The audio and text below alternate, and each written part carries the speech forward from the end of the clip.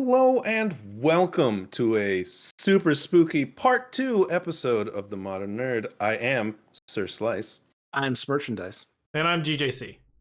and we are, as always, massive nerds. Now, as you recall, we're talking about horror movies and Halloween themed type stuff, mostly horror, let's be honest, just spooky season in general. And we went really long, so we're going to give you part two right now. So stay tuned. We're going to go into way more detail about stuff. You might see a fight, you might not. Let's go. It is a great episode. We have a lot of fun. So stay tuned. Here's part two of our Halloween horror special. Sci-fi. We listed a few things. We have Event Horizon, Alien, which we talked about, Predator, which kind of falls in that same thing. I put in, sorry, I hit my mic. Sorry. I put in Cloverfield, The Cell. Tim has Annihilation, and then also A Quiet Place. That was a Dan. Oh, Annihilation is Dan. Yeah. I think for me, this, like I said earlier, this is the more realistic, like, horror aspect. And all of them seem to also cross over into some of the other genres we talk about, like Cloverfield, Predator, and Alien are definitely can cross over to that monster side of the horror genre too. So it's very interesting and very kind of hard to define, you know. And then I also, like we talked about earlier, TV shows and series like The Twilight Zone, Black Mirror, Outer Limits, Love, Death, and Robots, things like that are very not necessarily your traditional horror, but more science fiction horror. I think this might be a more marketable genre of horror than maybe the majority of the other genres nowadays. Nowadays, yeah. You know what I'm saying? Sci-fi is a much more marketable and easier to sell these days than any of your other traditional, horror genres nowadays. I hate to say it. That's just how it is.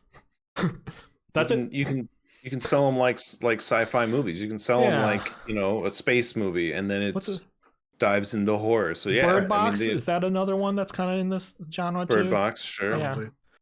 It's sci-fi is great because you don't know what's happening, and it could become a horror movie at any moment. And science fiction and as a whole is just a great category. And then all of a sudden, what's that?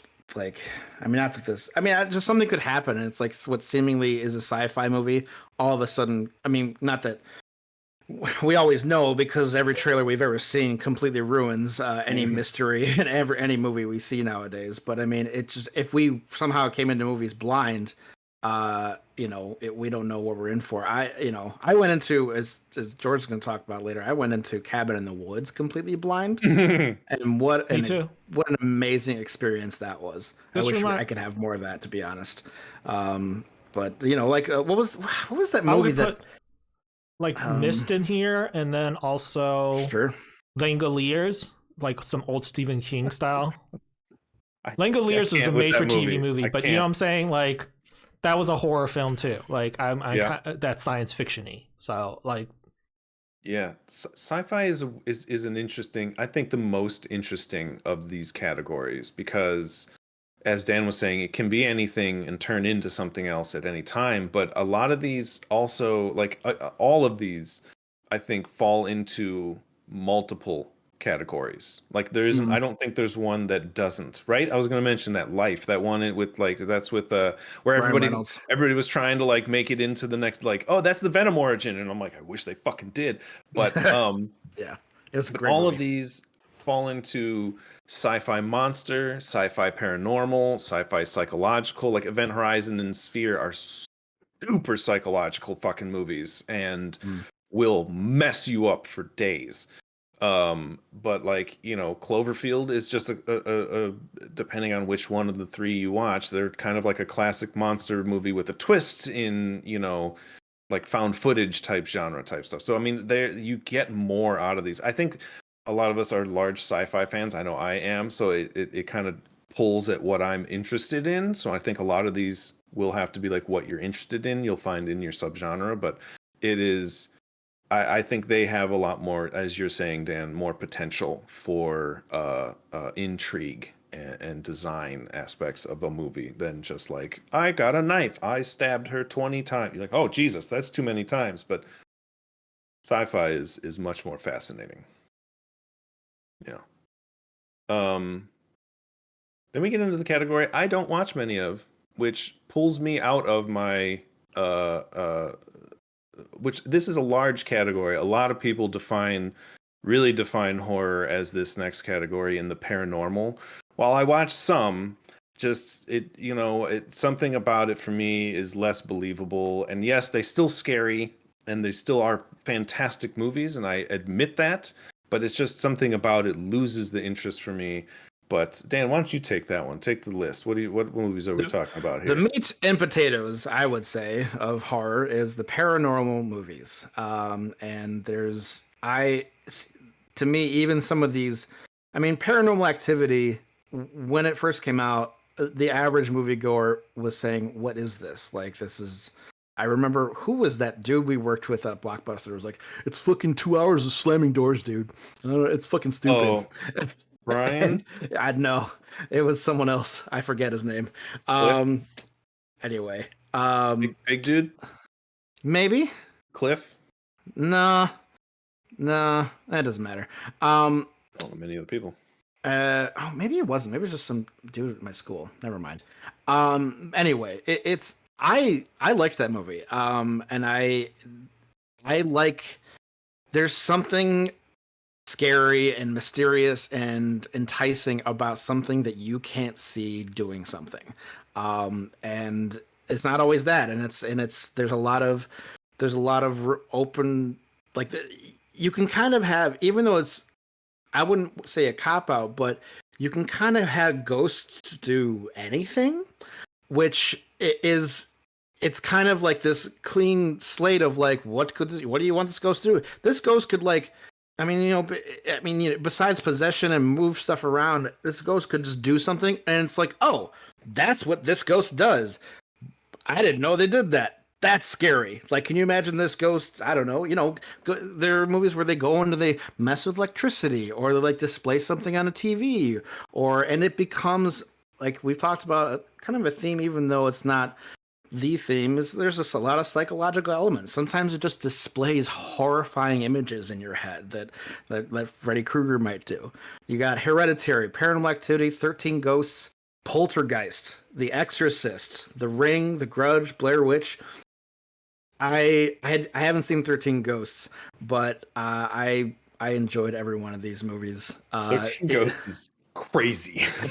It probably is. I probably should see it. I don't know how I haven't. There's always you don't know what's happening, and I'm going to talk about The Ring later as one of my top movies. Just what a great and inventive way to use to use the TV as like this scary. Not that they were the first to do that, but as a sort of a spreading of like death. As like, look at all the, there's a scene where she steps out and she's looking at all these people who have TVs, and she's just like, oh my God, like everyone has a TV. Like, no one is safe from this. It's, I could go all day. I love paranormal movies. That's all I'll say. I'm going to say this because this will explain to Sir Dan Smirch why I don't watch the movies that I think, for me, they're too scary. Like, I'll say it, like, there is that level of like, Jesus freaking Christ, what is happening, and like it instills in me a fear that I don't want to have, because then I'll walk around my house and the lights might not be on, and that's when you get like, click light, run up the stairs, like, that's where that fear sits with me, and I don't like that. I respect it, because that's what a good horror movie should do, is instill that fear on you after you're done with it. Like, it lingers with you. But man, some of that shit, just, I can't. My nerves Can't take it. And I mean, no disrespect to any of those movies, you know, like The Conjuring, which was another franchise that we haven't really talked about, or Annabelle and like that kind of stuff. Those are like all part of this. The Insidious franchise as well. They're really good. Those are like, to me, I'm like, too scary. Can't do it. Just straight up can't do it. Like 13 Ghosts is for me the one that is 13 Ghosts and Blair Witch.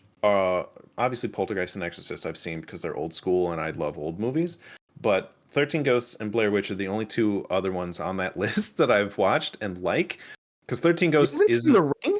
No, I never saw The Ring. I never saw The Grudge. I never saw any of those. Wait, you didn't movies. go see The Ring with us in theaters? No, I didn't. I know there's a lot of things where I'm just like, I didn't see that. We went and saw that together. Like, I feel when it came out, and like, weren't we in junior high?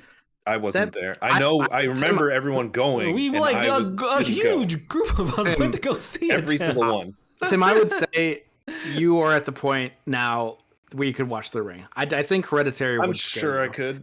You could get through The Ring. I think I would like Hereditary because it leans onto that, but because you know, I know why you would like Hereditary. I don't think personally it's the scariest movie I've ever seen personally, and that's why it's my top movie.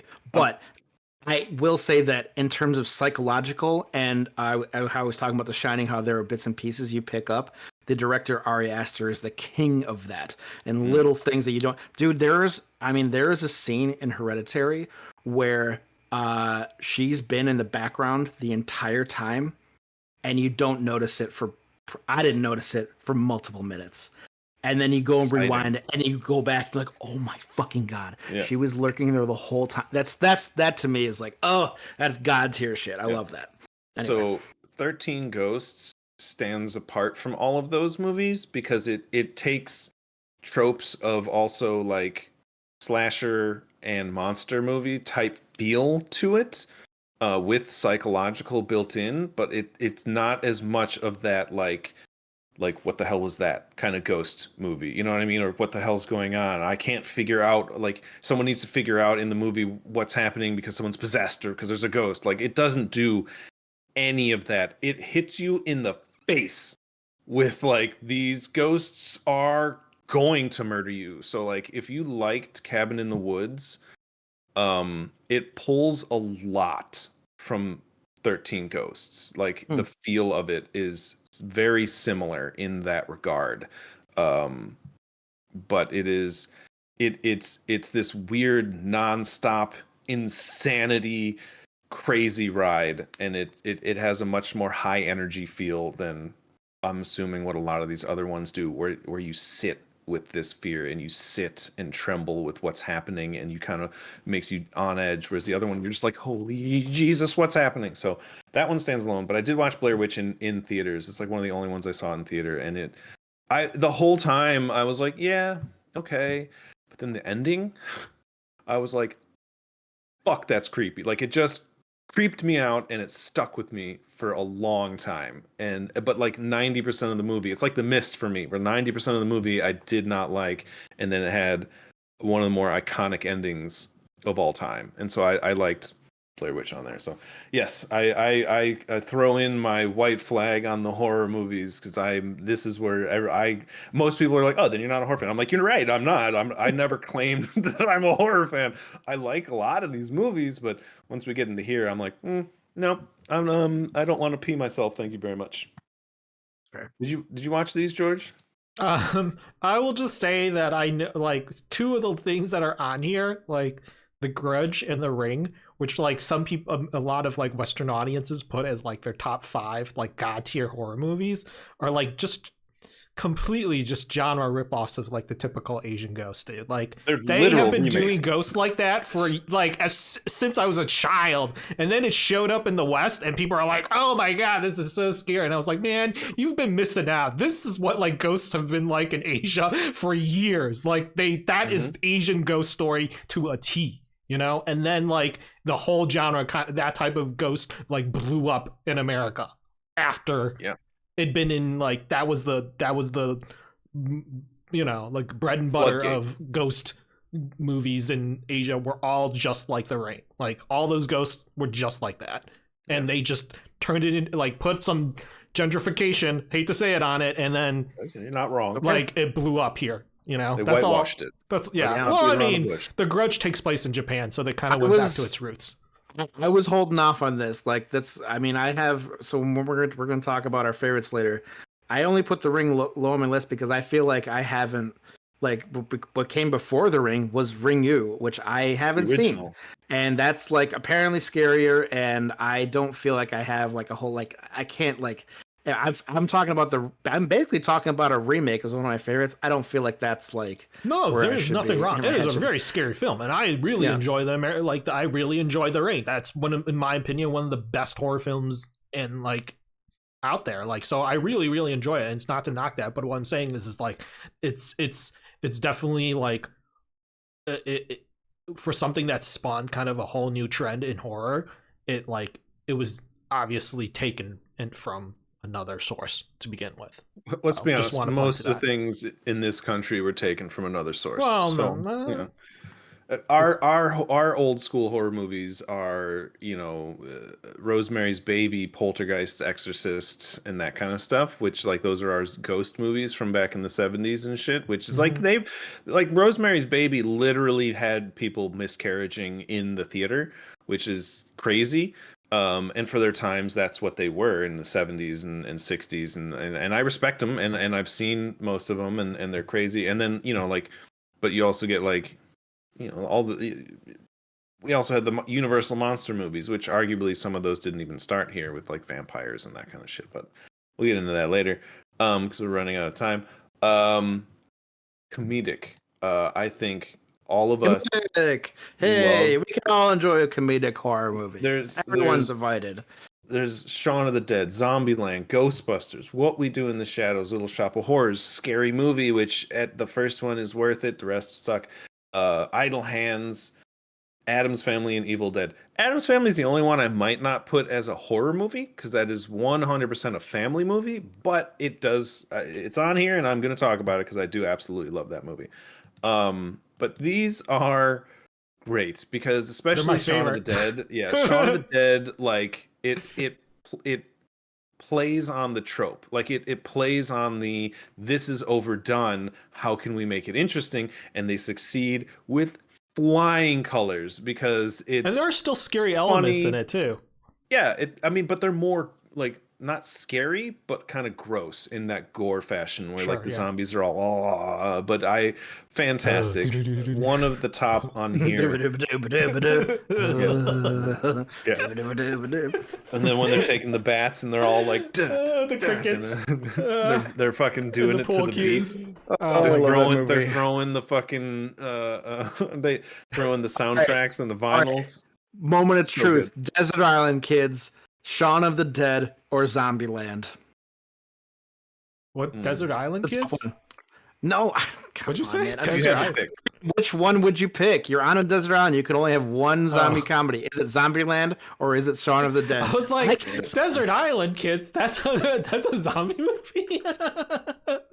Come on, George. Sounds like it. Oh my god. Or don't answer my question. Never mind. Fuck me. It's hard to pick. It really is.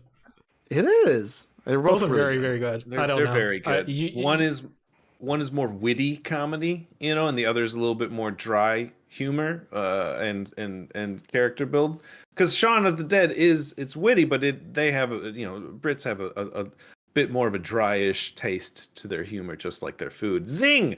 Got him. It's hard because it's also not fair because Zombieland had a sequel and Shaun of the Dead didn't. I'm not talking about the sequel. I'm talking about the standalone Zombieland or Shaun of the Dead. I don't know. I couldn't pick one. I like Zombieland because when she has the wig on, she's Hannah Montana, and then when she doesn't have the wig on, she's Miley Cyrus. Thanks, George. Appreciate your answer, buddy. That's no, you don't get it because when she has the wig on, she's Hannah Montana. Okay. Okay. So Zombieland. That's a tough one, man. I would probably lean. I think Shaun of the Dead because it wouldn't get old. It wouldn't wear on me, I think, as much. But I really, really, that's a hard one because I love they're both Zombieland, and most things with Woody Harrelson I absolutely love. It's hard. So yeah, it's a good one. They're both good. I can appreciate Zombieland because it pretty much is. I mean, it launched Simon Pegg's career.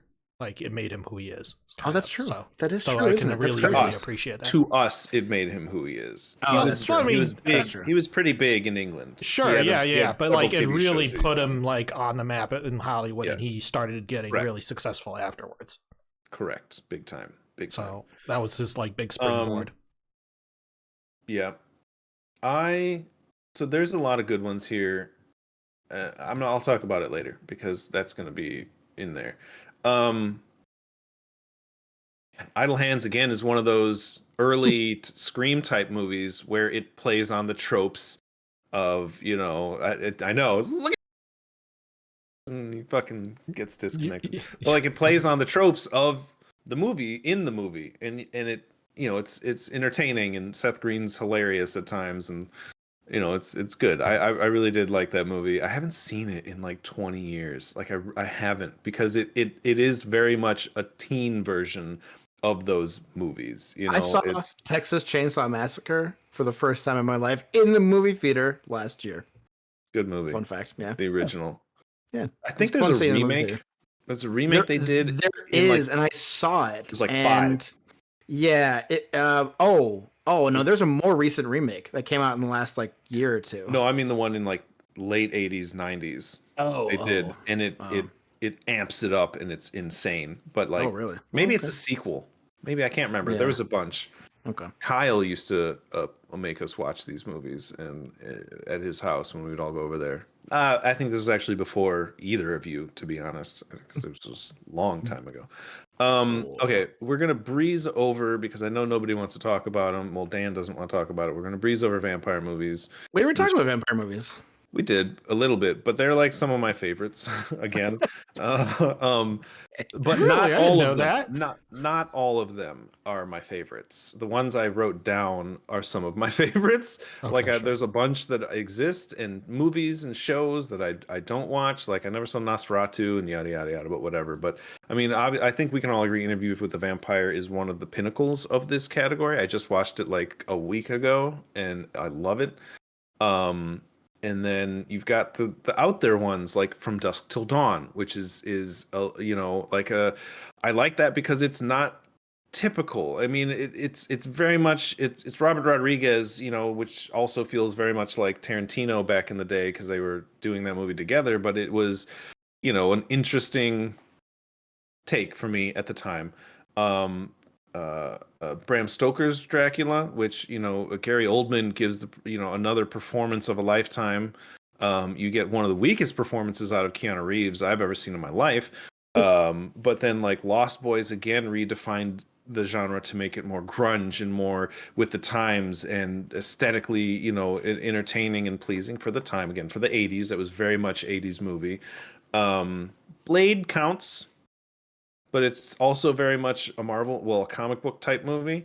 And then for me, one of my like second favorites of zombie movies, which I forgot, was Let the Right One In. The original Swedish version was just super unique in how they brought it about, because it's about a child vampire and a caretaker who has to deal with like taking care of it. It's not his dad, but like taking care of it as though if it's his son, but then the kid wants to make friends, and it's this whole, it's a beautiful movie. It's heartbreaking. It's shot fantastically, and then they did a remake here in America, like Let Us In, or one way or the other, and it was with Chloe Grace Moritz, who I liked, and she was good. But it also had, I think, the guy who went on to do something. It was okay, but like it didn't hold up to the original. And in that movie, for me, is again trying to remake vampire movies good, since fucking Twilight absolutely killed all momentum on people. Vampire Diaries, like, fuck you, like, stop it with that, like, just stop.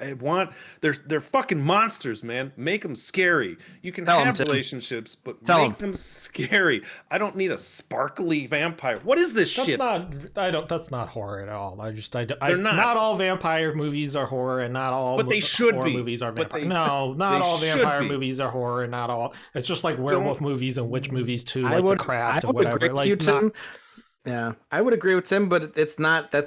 George is right. The way that things have gone these last couple decades, they're not now that just because vampire. I mean, I would argue some of the best vampire movies aren't like Interview with the Vampire. Would you classify that as a horror movie? It's borderline. It's not necessarily. And anyways, it's a sexy vampire movie too, dude. It's got It's got 3 of the sexiest men in like Hollywood history at the time.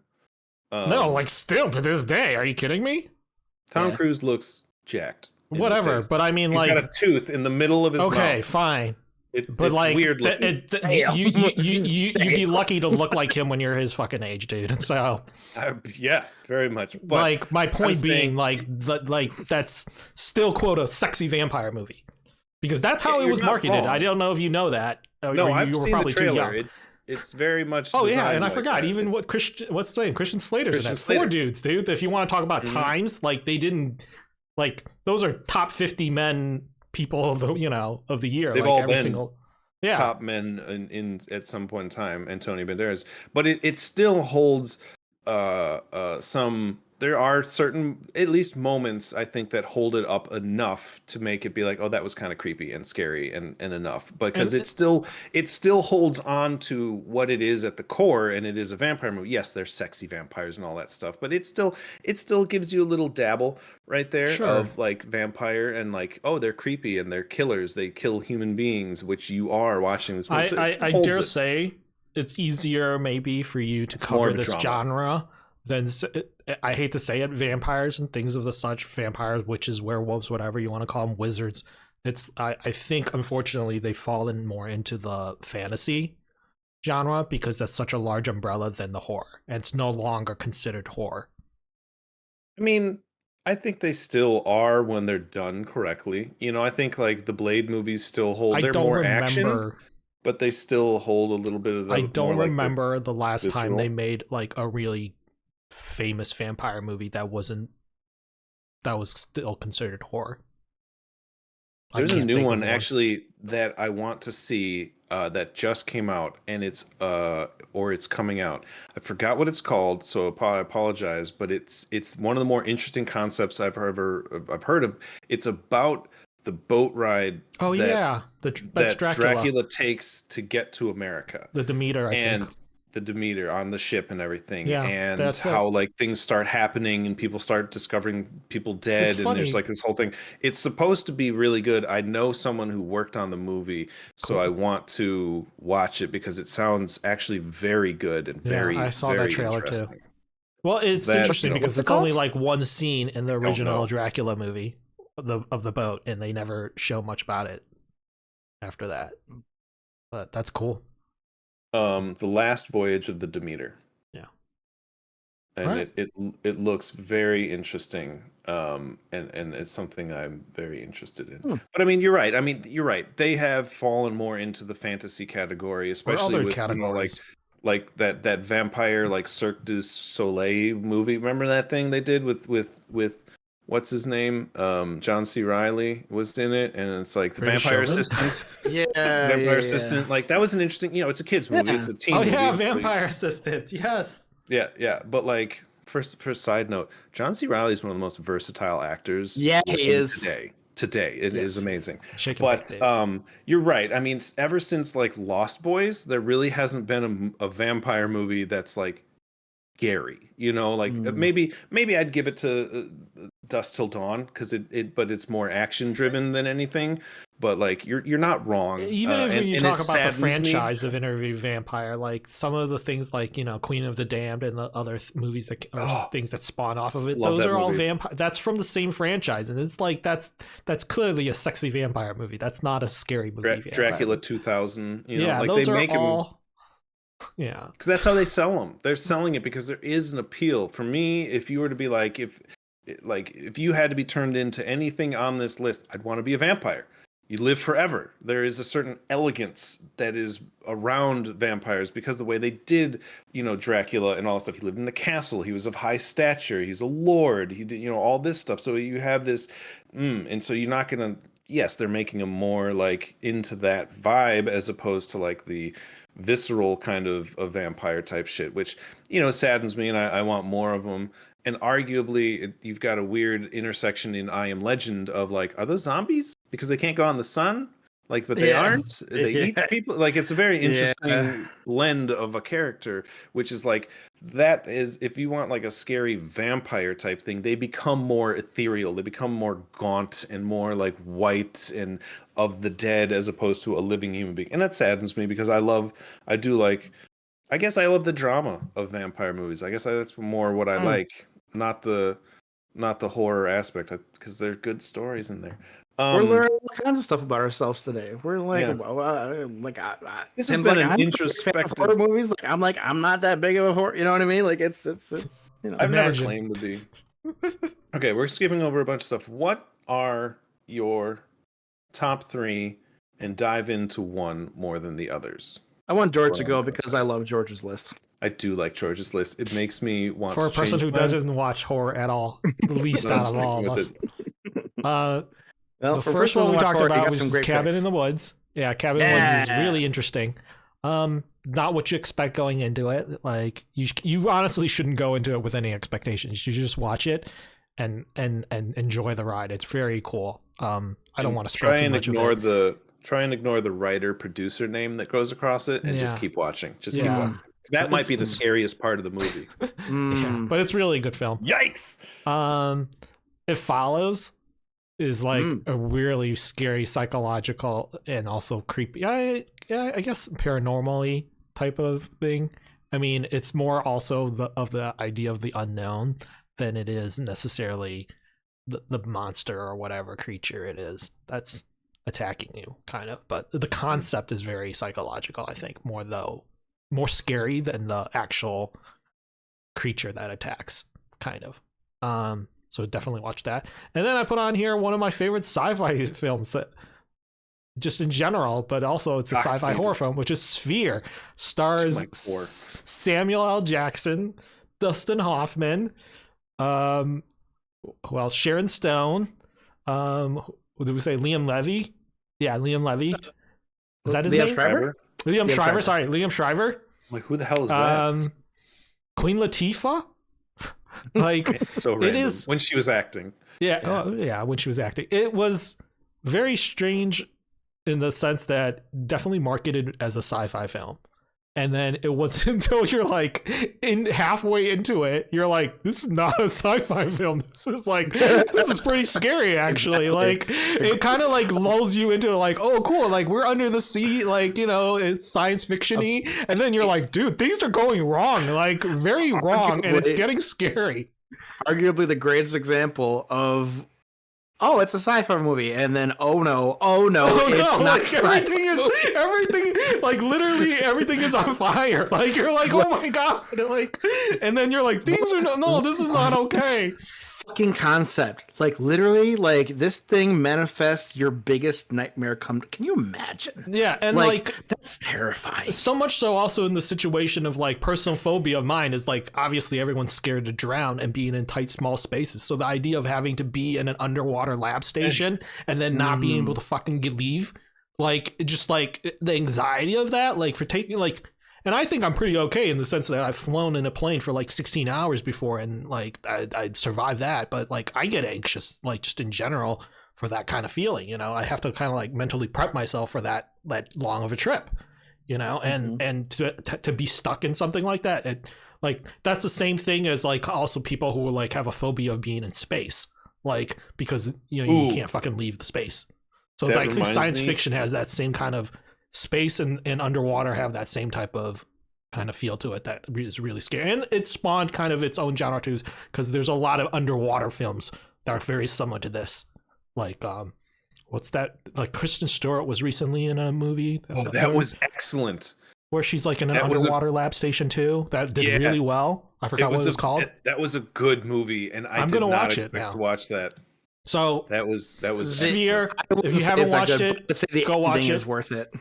And it's all the actors are like, those are all Oscar winner A-list actors on that fucking cast. So I mean, except for Queen Latifah, but she's great. I love her. So yeah, go watch it if you haven't seen Sphere. You can watch it for free. It's just called Underwater. Oh, okay. It sounds good. Movie. It's Subnautica starring Kristen Stewart. I will backtrack. Because I want to really like Kristen Stewart because I think she has I want to see her range, and this definitely for me showed a little bit more for her. This is why I liked it so much, because I want to Kristen Stewart, and I've been let down a lot. But okay, I like her. Sphere is my number one on there. Go watch it. Yes, that movie will fuck you up, man. Great horror movie. Yeah. Okay, I'm gonna leave yours for last because yours are like the true deep cut horror movies. I want to give an honorable mention to Event Horizon because they came out around the same time as Sphere, and it's similar in that Sphere takes place underwater and Event Horizon takes place in space, but it is a little bit different of a concept. In that the ship gets possessed by an entity that projects shit into it's bonkers. You should watch Event Horizon if you haven't seen it. I haven't seen definitely on Event Horizon, dude. I only favor Event Horizon because I saw it first. So then I was comparing. In the words of Cartman, that movie what my fragile little mind. That movie what my fragile little mind. That be ready. It's just you're what am I? Oh, I don't. You're gonna walk away your eyeballs are gonna need to be rinsed. My top three, and it's really hard for me to put these in order because I love each one of them for a different reason. I will say Black Swan is at my third spot. I can say that pretty forcefully. I liked it right there because that movie fucked me up, and it's a good movie. It's great acting, the cinematography, everything about it, the ending. I don't know much about the story of that ballet that was done, so I never saw it, so I had that little bit of extra in there to give me a little bit more going towards the end. But that movie was fantastic across the board on everybody. And who thought Mila Kunis could do something good? Not that she can anymore. Yikes. But my second one is not. I'm going to talk about this because it is one of my favorite movies of all time, but I don't always put it in the horror category, is Ghostbusters, because it is that comedic horror, and it holds a special spot for me. I saw it when I was a kid. I've watched it my whole life, and I watch it all the time. Me and my cousins have this standing rule that if you're flipping through channels, yes kids, when there was channels, Ghostbusters were on, you just stop and you just watch it. That was our family rule. We all did that. I feel like Ghostbusters is as much horror as Ghost Dad. There are or Ghostbusters or Casper. That's the thing though. How is this a real ghost or a horror film? Ghostbusters. Have you watched it recently? Yes. It scared people. That the way the ghosts look, they're much more. Are you serious? That opening scene. Listen, that opening scene where they're in the library and they're wandering through it. Scared the shit out of people. I'm not saying I was overly scared, but they set up the premise. The second one, the guy in the painting. Come on, tell me that didn't creep you up. That's what I'm saying. Is it is a comedy movie? Yeah. To me, but it still holds. Yeah, Zombieland could be scary moments too. in it. Yes, exactly. But to me, that was one of the last comedies that was written as a comedy and a movie. Whereas I don't know, there's something to be said about the Apatow era where it's just say things and we'll record it. And yes, they're funny, but are they movies? Not always. And there's a whole thing. And I'm not going to get into that. We can go into comedies in another time because all of us love laughing and love comedy, so we can dive into that. But Ghostbusters is just one of my favorite movies, and it happens to overlap into a horror subgenre. So I'm putting it on my list. But my favorite horror movie of all time is The Shining. And arguably, it is one of the best movies on this list. Arguably. It's award-winning, all that stuff. I think it did. I'm not 100% sure. Don't quote me. But if it didn't, it should have. And just knowing how the movie was filmed and trials and trauma and all this shit that went into it just kind of makes the whole movie sit a little bit heavier when you're watching it, which then adds to the whole psychological breakdown of a character and everything. Wait, I'm going to interrupt you real quick here, Tim. Fun fact: all of director Stanley Kubrick's films. Oh wait, until the from Paths of Glory. Oh, never mind. The Shining was not nominated for any award. The rest of them were, though? Apparently. Kubrick is a twisted individual, and I by no means condone anything he has ever done in his lifetime or the way he approaches movies, but he did make some of the best movies in cinema history, and that is unfortunate that he is a fucking creep. But this movie to me still will be one of the pinnacles of movies, and it's right up there with me for like Shawshank, which is written by a really well-known horror author, but I don't know that I can put it into a horror category because it is. Isn't it the same author? They're both by Stephen King. Stephen King, thank you. I'm the most prolific horror writer ever. And so it's just interesting to see those two things. But Shining for me will always, always, always take my top spot in these categories because it's just a good movie to be able to watch. And yes, some people get super scared by it. I've seen it so many times that I'm not scared by it anymore. I'm still creeped out by a bunch of it, don't get me wrong.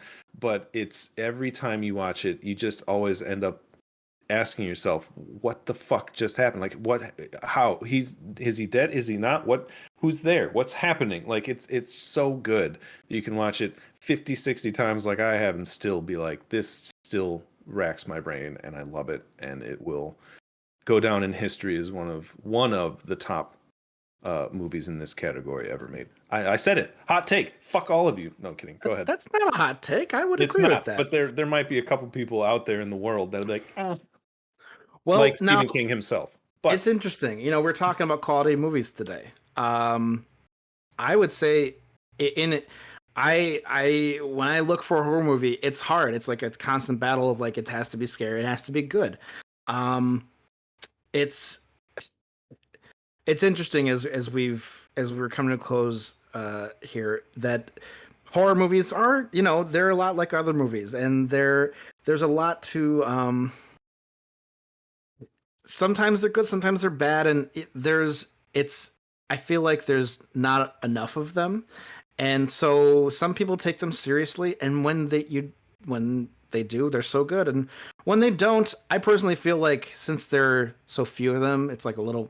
Maybe I just feel like my bar for horror movies is lower than the average movie. I think that a bad horror movie still can be entertaining because Alfred Hitchcock said that people like the feeling of being scared, not necessarily the actual feeling, but the feeling of being safe after the horror movie is a nice feeling, a reminder that we're not living in this horrible world. Just a glimpse into some alternate reality, and to come back and go, oh, thank God I don't have to deal with that. I mean, maybe we're walking around, maybe the light flickers, and we're like, oh, what the fuck is that? It affects us, but that's just a sign of a good movie. I am gonna talk about. So The Ring was the first movie to truly terrify me. A lot of things scared me here and there. I saw Jurassic Park when it came out. I was probably a little too young. It was scary. It was intense. Was it a monster movie? I don't know. I don't think so, but it was scary. I'd put it in there. Yeah. Sure. Okay. Just like King Kong. Oh, honorable mention. Ghost Dad. I think Never even heard of this movie. It's starring actor of who he shall not be named. Okay. God, that really made me laugh. I'm still recovering from that. So I mean, The Ring. Yikes. I'm not gonna be able. There, Tim just found out. I'm not gonna delve into this one too much. Just The Ring. It truly scared me. I think if I had seen it alone in my own home, by myself, lights off. It may have psychologically scarred me, but luckily I was in a theater full of people, and like there were people reacting to it, and that kind of like took me away from it a little bit. Thankfully, when I think of The Ring, I think of my friend who I was with at the time. The first thing that we see that's truly horrifying is the first girl that saw the movie and what happened to her and how she looks for a brief second, and it's horrifying. And and my initial reaction is, oh God, but I'm immediately taken away by my friend going, holy shit. And it kind of like made me laugh a little. I'm sort of grateful for that, because directors have gotten very good in this modern age. And the ending to The Ring is, I would put up there as maybe the best horror movie ending ever. I still can't speak too much on it because I know it comes from a Japanese movie, Ringu, which I haven't seen, so I'm not going to delve too much into it, other than it scared me a lot, and it was done and the main actress is, in my opinion, still a very underrated actress. In The Ring? Yes, Naomi Watts, I think she's underrated. Midsommar is another one that I was going to maybe talk about, but I'm going to talk about Hereditary, and that director Ari Aster. He's the king of leaving things on screen for you to discover, and you get more out of it each time.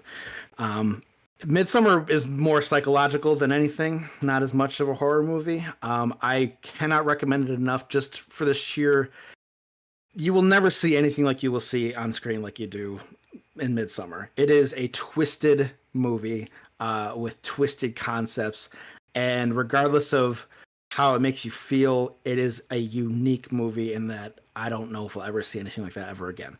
But all those aside to say, my top 2 horror movies are Alien and Hereditary. And Alien, I would say if I saw Alien when it came out back then, Alien would probably be my top horror movie. But there are things like, I have a harder time with older movies. Modern technology, I'm a sucker for it, and how all the leaps and bounds it has made, and all the tricks they do to make things scarier or more terrifying. I'm a sucker for that sort of thing. But Alien walked so that movies like Hereditary could run, and I have the utmost respect for Ridley Scott and what he achieved for Alien in both the sci-fi horror movie. The scene, learning about the fact that the infamous alien bursting through the stomach scene, learning that the actors didn't know what was happening in that scene. And then you learn that their reactions to the alien bursting out of the stomach are their genuine, horrified reactions. That's the stuff of legends. I don't know if it's even legal to do that sort of thing in movies anymore. I mean, Tim could talk at length. You definitely still do it. I mean, I don't know. I would, Toni Collette, who stars in Hereditary, is famously not a horror movie fan and very scared of them, and did not go to her own movie premiere for Hereditary. Which is, I mean, so you get scared of things. Alien. Sorry, I'm getting off track. Alien was a great movie that was slow and methodical, and you didn't really know what you were experiencing. And to be experiencing that for the first time back then was probably, I'm sure, it was probably amazing. What a terrifying experience that was. The depths of space. There's an infinite creative landscape to come up with ideas and concepts of what could possibly be out there. And Alien is, a worst case scenario of many types in what's out there in the great beyond. And it's a great, I'm not going to get too into it because we've talked a lot today, but it's very good. Go see Alien, and you could obviously watch the subsequent sequel and stop there. Hereditary. This is okay. I've been wanting to talk about Hereditary on this podcast since we started, I don't know, 2-3 years ago, because I love this movie. This movie is everything I want in a horror movie and just a movie in general. The performances are top tier. I think Toni Collette should have won an Oscar for this movie. She's complex and you're sympathetic and you're terrified of her and all of these things. And it's a real terrifying subject matter of things that transpire that start to delve into, satanic cults and princes of hell, and it gets a little crazy, but I was glued to it front to back, just like with my arms across my body. There are things like that movie. There are things that happen in that movie that I think a lot of horror movies could learn from. And there are things like, I mean, I'm sure he's not the first person to do this, but he's a great example of. That was one of his first movies, is Hereditary, and I look forward to more movies that he's going to make. There are things like there are long shots of like people talking or something, and you realize that the entire scene, Toni Collette being possessed, is like up in the corner of the room, just looking down at them. And you finally notice and you go, oh my God. And you rewind and you see she's been there the entire time. Oh my God. It's so scary and it's so good. And it culminates in a rather bonkers ending, but the lead up to it, there's hints throughout the entire movie of how it's going to transpire. And that's what I want. He gave me what I wanted. And it's such a good movie. And it's so scary that I have to plan if I'm ever going to rewatch it ahead of time. I can't just spontaneously. I have to think about it. I have to get ready. I have to, it's such a good movie and it's so terrifying. And I'm glad to have witnessed it. And I only hope that more directors will follow suit someday. And that's all. Maybe I'll actually watch it this week because I cannot watch it with Nadi. She hates horror movies with a burning passion, so she's out of town. So maybe I'll watch it. I would say if you're serious about it, you can watch it in installments. I mean, no, I'd watch it all the way through. I don't. If I sit down and watch a movie, I watch a movie. I don't. Okay.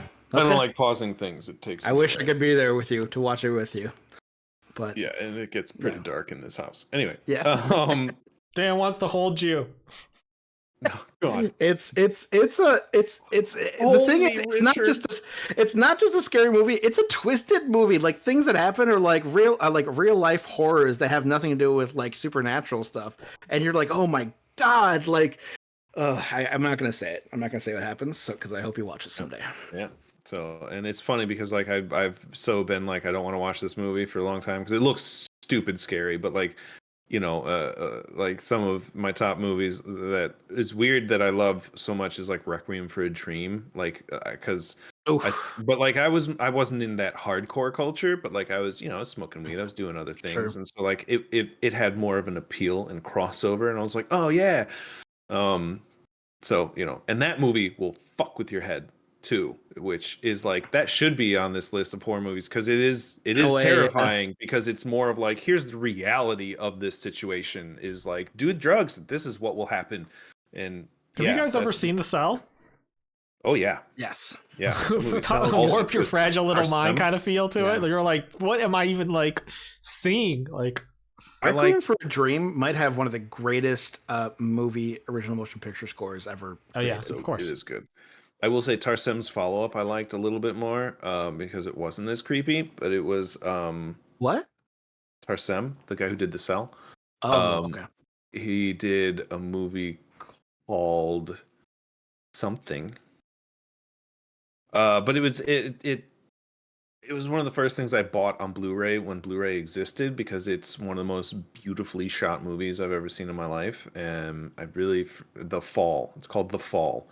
The Fall. It's not a horror movie in any means, but it's just one of the most visually stunning movies. I forgot about that movie. Yeah. Same guy who did The Cell, which is also visually stunning. So The Fall. But we've gone on for far too long, and finally we're thanks for sticking around. We appreciate There's you. 2 people, and it's most likely me, and if you're watching the stream, Dan. You know, like we're monitoring it, and that's why the only people watching is us. We watch ourselves as we do this. But you know, please, as I said in the beginning, let us know in the comments what your favorite movies are, horror movies, and did you agree with us? Did you hate our definitions of horror and how we see them? You know, just please talk to us. Please talk to us. We're so lonely. No, we have a great time doing these, and we love bringing it to you. So we want to hear more from you as well, the viewer. So let us know in the comments. Sound off. Thank you too for doing this. We've gone on and on and on and on. But as always, if you've had a good time, we have been the Modern Nerd, and thank you for watching.